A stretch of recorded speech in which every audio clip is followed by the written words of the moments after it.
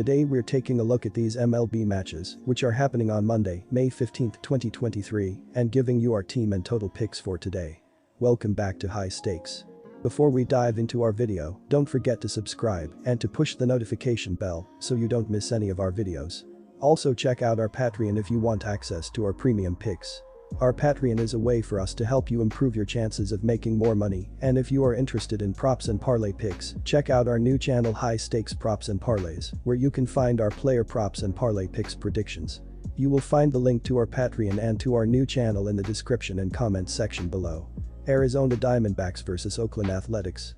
After leading the NL West division for a good portion of the first month of the season, the Arizona Diamondbacks now find themselves looking up at the perennial division favorites, the Los Angeles Dodgers.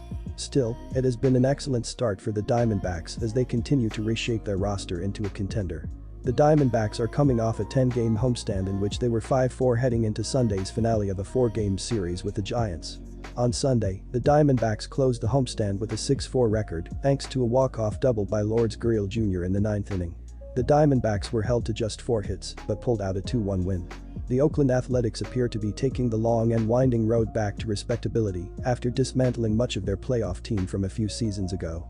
They come into this series in last place in the AL West division and have the worst record in baseball.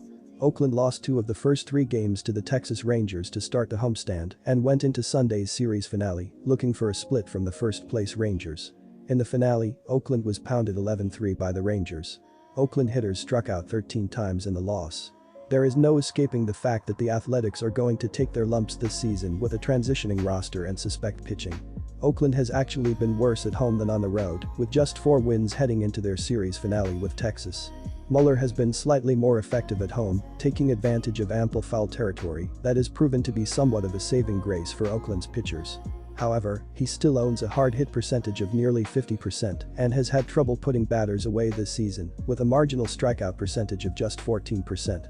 Kelly, meanwhile, has been an outstanding road pitcher this season, with an ERA just north of a run per game. He faces an Oakland lineup that is hitting just .214 at home this season. Meanwhile, as a team, the Diamondbacks are hitting .266 against lefties this season. Take Arizona with the run line. These are 2 teams prone to go over, with 46 games between them having tilted over the total. 3 of Arizona's last 5 games have had a total of 9 or more runs scored, and 7 of their 12 May games have gone over that mark. The Diamondbacks' offense has been strong against mediocre pitching, and I fully expect them to use every inch of that ballpark to their advantage. The A's have allowed 10 or more runs 3 times in their last 6 games and have seen a total of 9 or more runs in 5 of their last 7 games. The over is 4-0 in the Diamondbacks' last 4 road games versus a right-handed starter and 5-1 in the Athletics' last 6 Monday games. Take the over. Kansas City Royals vs San Diego Padres. Entering the weekend, the Royals were trending up with a 4-1 stretch.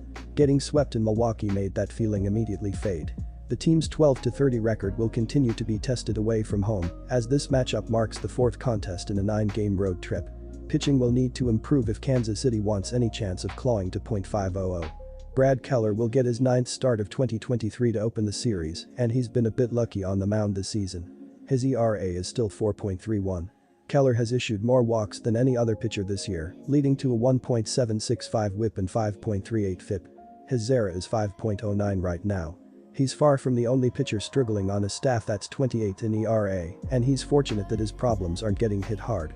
However, consistently putting a handful of runners on base every game is a recipe for disaster in the majors. Ask Kansas City's bullpen, which has a 10.8% walk rate, 25th, and 5.10 ERA collectively, 27th. Right when it looked like things were going as planned for the Padres, San Diego has begun unraveling again.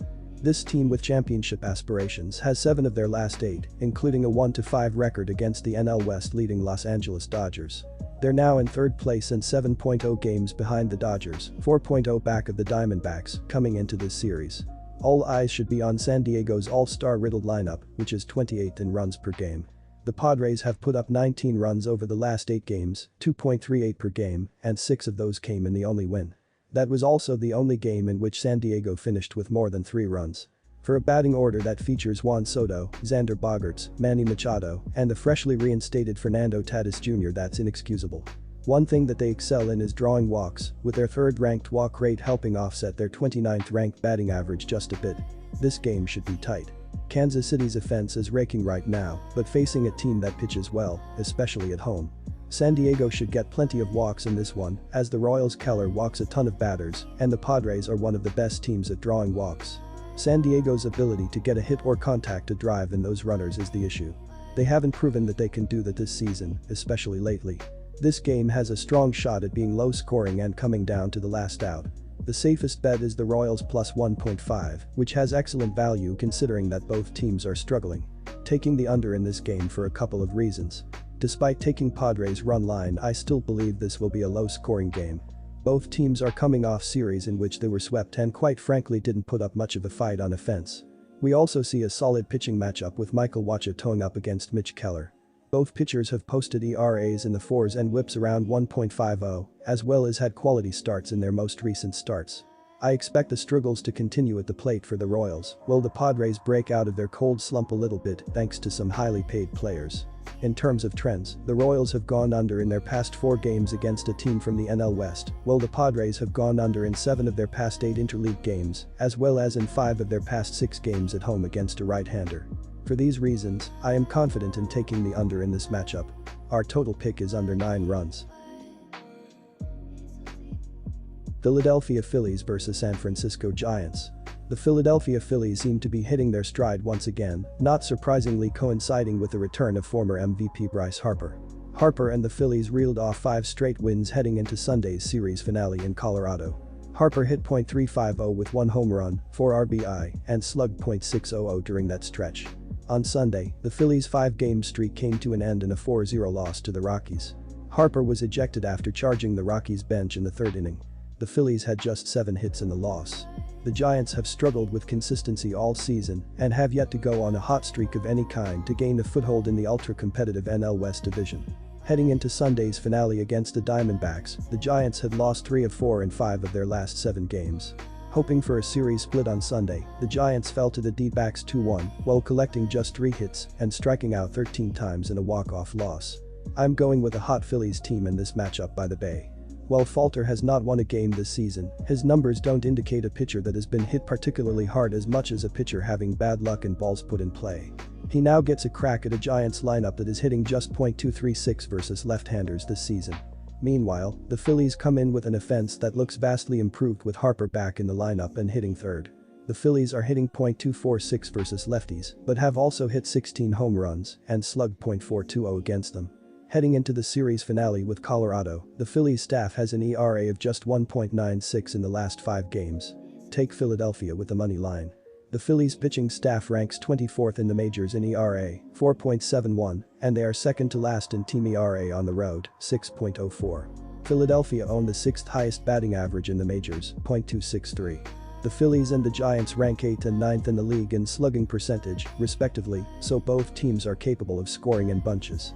The Giants are currently ranked 3rd overall in home runs per game, 1.61, and 4th in ISO, .185.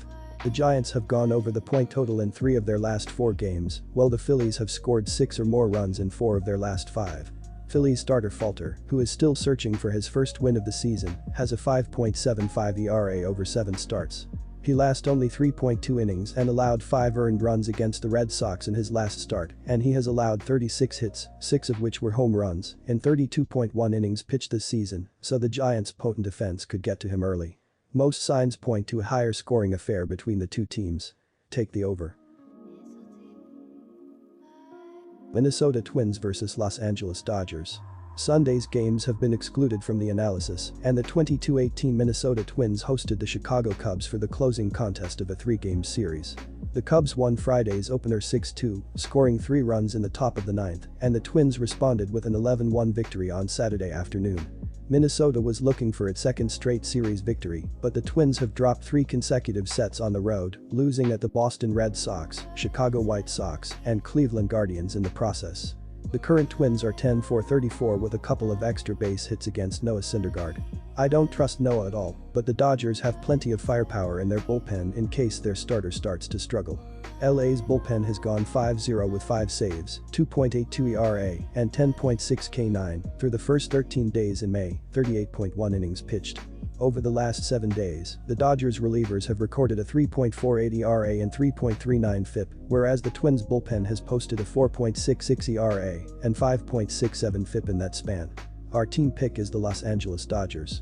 The Los Angeles Dodgers were looking for their 5th straight victory on Sunday, hosting the San Diego Padres for the closer of a 3-game set.